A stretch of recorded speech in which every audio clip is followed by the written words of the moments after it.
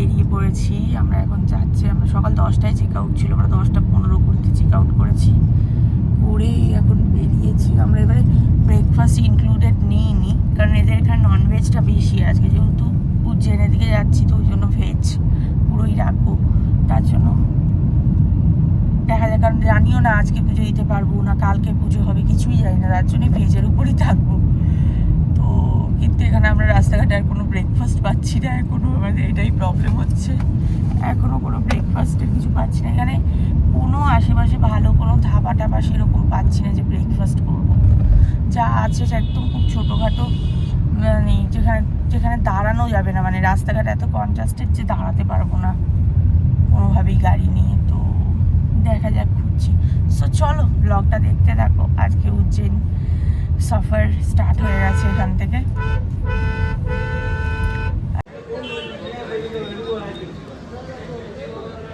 বাবা এখানে ব্রেকফাস্ট করতে বসেছে, এসে গেছে এখানে সকাল সকালে জিও খাবে, ঝালের জন্য খাচ্ছি। চলো আমাদের ব্রেকফাস্ট করা হয়ে গেছে, সব পোহা টোহা খেয়ে পেট মোটা করে ফেলেছে সবাই মোটামুটি। আমি ভেজ স্যান্ডউইচ খেয়েছি, কমপ্লিট খাওয়া দাওয়া করে আমরা আবার বেরিয়ে পড়েছি।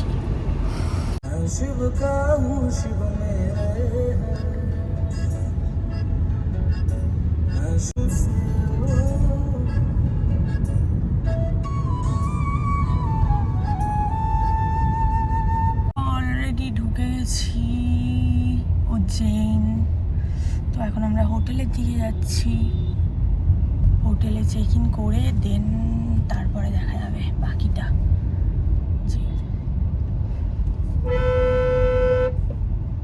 কথাবার্তা বলতে হবে, অনেক কিছু আছে এখানে, কিছুই জানি না, first time. So very hectic, মানে পুরোটাকে প্ল্যান করা, দেখা যাক কি হয়।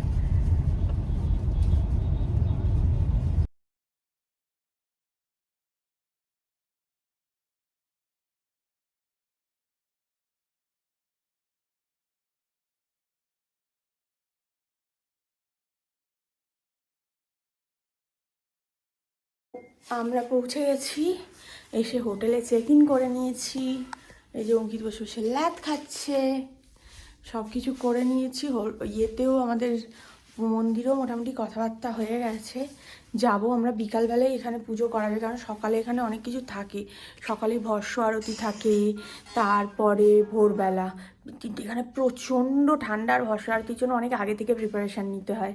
তো আমরা তো জানতাম না, নেই, দেখা যাক, সেটা তো এখনও জানি না। মন্দিরে যাই আজকে, দেখলে বোঝা যাবে। আজকে সন্ধেবেলা, মোট কথা এখানে যে পূজারি সে বললো যে সন্ধেবেলায় দর্শন হবে ঠাকুরের, তো সব কিছু হয়ে যাবে আজকে সন্ধেবেলায় হয়তো পুজো টুজো।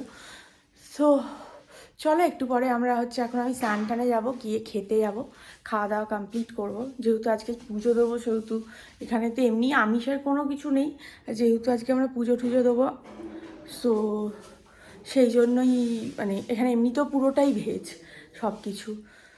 সো এই যে অঙ্কিত শুয়ে আছে, ল্যাদ খাচ্ছে। কী গো ল্যাদ খাচ্ছ কেন? তুমি বসে বসে স্নান টান করবে না?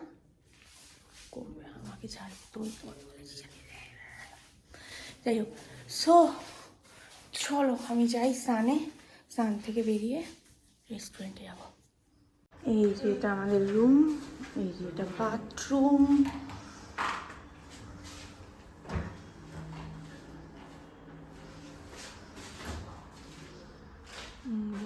এই রুমটার কি কস্ট আছে না আছে হোটেল সব আমি ডিটেলসগুলো বলে দেবো। এই হচ্ছে রুম, এবং কি শুয়ে আছে, কি ঘুমিও না। এই যে বেড, এই যে ওখানে, এই যে এখানে একটা sofa, study table, centre table, এখানে একটা জানলা, বড় বড় আয়না আছে আমার সাজগোজের জন্য, সবই আছে।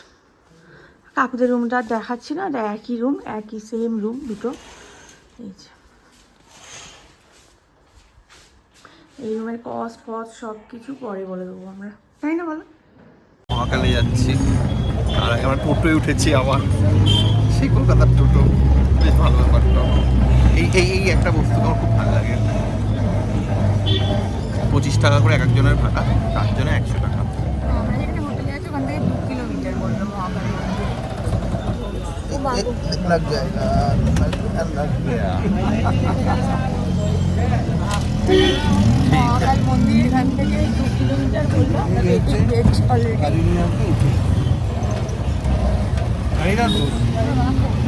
মকর সংক্রান্তির জন্য ঘুড়ি উঠছে, ঘুড়ি বিক্রি হচ্ছে সুন্দর সুন্দর।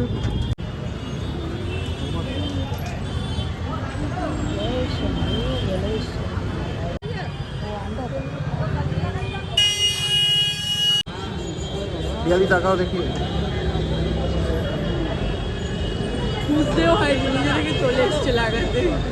এটা হচ্ছে মন্দির চত্বর, মন্দিরের রাস্তা।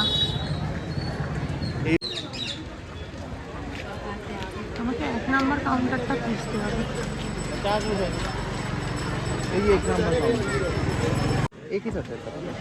প্রসাদ নিয়ে নিয়েছি। এখানে খুব কমপ্লেক্স একটু প্রসেসটা, মানে আমাদের যেমন তারাপীঠে যেমন পূজারি হয় সেই করে, বাট এখানে সেটা না। আমরা পূজারির সাথে কানেক্ট করেছি, যদিও সে ফোন ধরছে না, বাট এখানে প্রসাদ আমরা নিয়ে নিয়েছি। আমরা 1 নম্বর কাউন্টারে যাচ্ছি, যেখান থেকে ভিআইপি লাইনটা হয়, সেটা গিয়ে তারপর দেখছি কি হয়। এই যে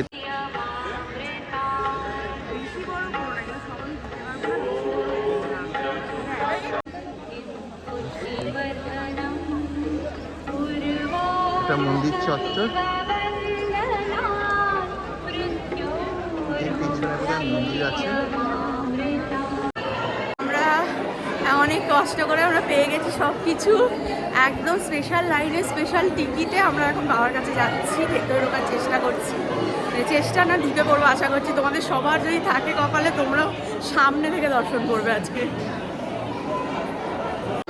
এখানকার আর আমরা এই স্পেশাল টিকিটে ঢুকছি এখান দিয়ে।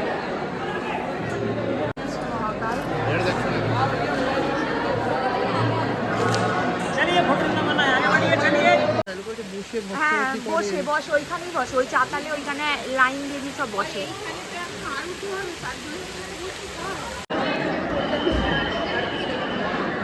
काशी अकेले ही काफी है।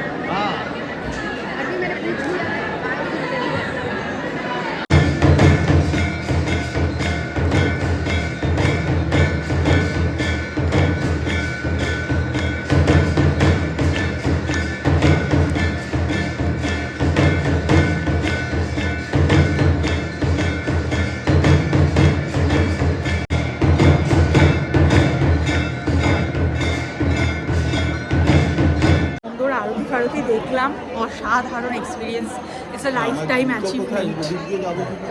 যাই হোক, দাঁড়া, তো এইখানে মন্দির আছে।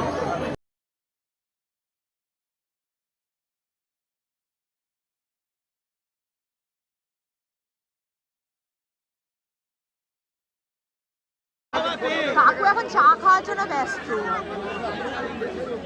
তো আমাদের পুজো টুজো দেওয়া কমপ্লিট। এইখানে আমরা পুরো মন্দির চত্বরটাও ঘুরে দেখলাম। কতখানি হবে অঙ্কিত মন্দির চত্বরটা? হবে 4-5 কিলোমিটার তো হবেই আমার যা মনে হলো। পুরো মানে শিব ঠাকুর, কার্তিক, গণেশ, মাতা পার্বতীর সব বিভিন্নভাবে বিভিন্ন সব টাইমিংয়ের যা যা হয়েছে সব কিছুকে সুন্দর করে তুলে ধরে করেছে।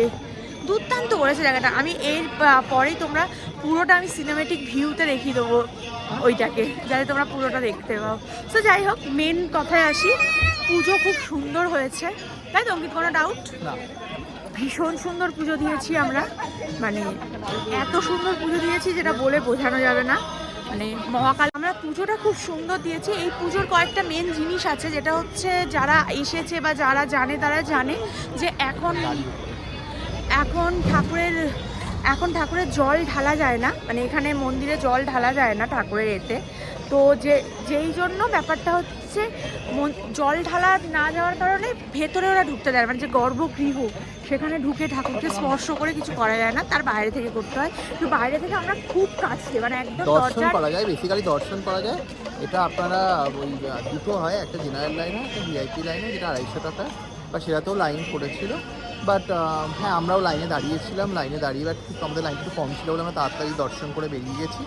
বাট হ্যাঁ এটা খুব ভালো হ্যাঁ প্লাস হয়েছে। পুরোহিত যে পেয়েছিলাম আমরা, তিনি খুব ভালো ভালো পুজো দিয়েছে পুজো করিয়ে আমাদের। দিয়েছে। ভেতরে গিয়ে সমস্ত পুজো সে তিনি করিয়ে দিয়েছে তেনার মতন করে, এবং খুব সামনে থেকে আমরা দর্শন করেছি, খুব ভালো দর্শন করেছি আমরা বাবার আরতিটাও তুলতে পেরেছি, সমস্ত কিছু করে খুব ভালো দর্শন করেছি। তোমরা পুরো না আমার সার্থক, আমার 600 কিলোমিটার কালকে আমার লাস্টের দিকে খুব কষ্ট হচ্ছিল, আজকে অব্দি গাড়ি টাইপ করে এসে যেটা মানে দেখেছি সেটা খুব সার্থক। এবং আমি একটু কথা। জুগার লাগিয়েছিলাম, লাগিয়ে আমি লাস্টে সন্ধ্যা আরতিটা দেখেছি, হ্যাঁ। যেটার ভিডিও তোমরা দেখতে পাবে। একদম সামনে থেকেই সন্ধ্যা আরতি দেখেছি আমরা, সেটাও আমাদের পুরোটাই জোগাড় অঙ্কিত লাগিয়েছে। করেছে অঙ্কিত আর আমি লাগিয়েছিলাম মিলে তো বিভিন্ন সবসময় রকমের সেটা জোগাড়। এটা তোমরা একটু দেখতে হবে। বাট হ্যাঁ এটা আর কি খুবই মানে মানে আমার লাইফে একটা অন্যতম রিমার্কেবল পার্ট হয়ে রইল। আর এত ভালো করে দর্শন সত্যি করা যায় কিনা আমি জানি না, করিনি, কারণ মানে এককেও যারা এসছে চিনি তারা না, জানি না যারা কিভাবে এসছে তারা বলতে পারবে দর্শন করা যায় কিনা, হয়তো অনেকেই বলবে করা যায়। যায়। মানে আমি আমি আমি এক্সপেক্ট করিনি এতটা ভালো করে হবে, কারণ আমি যখন এসেছিলাম আই নেভার এক্সপেক্টেড যে এরকম করে হতে পারে। আমরা বুঝতেই পারিনি কি করব, কোথা থেকে কি করবো, প্রসাদ নিতে কিভাবে কিছুই প্রসাদ জানি না। কিছুই বুঝতে এখানে পারছিলাম না। বাইরে থেকে মেন গেটের বাইরে থেকে প্রসাদ আর ইয়ে নিয়ে তোমাদের ঢুকতে হবে, পুজোর জিনিসপত্র সব নিয়ে তোমাদের ঢুকতে হবে এখান থেকে। ঢুকে তারপরে তোমরা যেটা বাকি পুজোটা ভেতরে গিয়ে যেরকম তোমরা পুরোহিত নেবে সেরকম ওরা করবে। সো এই ছিল পুরো এটা। এবার তোমরা পুরো সিনেমেটিক ভিউতে পুরো পুরো মন্দির চত্বর আর পুরোটা দেখে নাও পারলে, আর দেখে জানিও ভাই। আর হ্যাঁ ভিআইপিটা তোমার ম্যান্ডেটারি নয়। আর একটা ইনফরমেশন যেটা হচ্ছে এখান থেকে মহাপ্রসাদের লাড্ডু নিতে পারবে, সেটা বিভিন্ন রেঞ্জ আছে, 100 গ্রাম 50 টাকা, 200 গ্রাম 100 টাকা, 500 গ্রাম 1 কেজি, বেশি কেজি 400 টাকা। তো সেই হিসাবে জিনিসটা ভাগ করেছে, তো ফাইন মানে ওটাও নিচে আমরা খেয়ে দেখি যে কেমন খেতে। ওটা তোমরা নিতে পারো ঠাকুরের ভোগ আর মহাপ্রসাদ, কি হ্যাঁ সেই। ওটা তোমরা নিতে পারো। ঠিক আছে। তারপরে এইটাও মাথায় আমরা লাগিয়েছি। এটাও মাথায় যাই হোক সবকিছু করে এতখানি জার্নি করে আসা আমাদের সার্থক হয়েছে। কাকু অনেকক্ষণ দাঁড়িয়ে থেকে কাকুর পায়ে একটু ব্যথা করেছে, but still it's fine. So চলো দেখে নাও তোমরা এবার পুরোটা সিনেমেটিক ভিউতে একবার।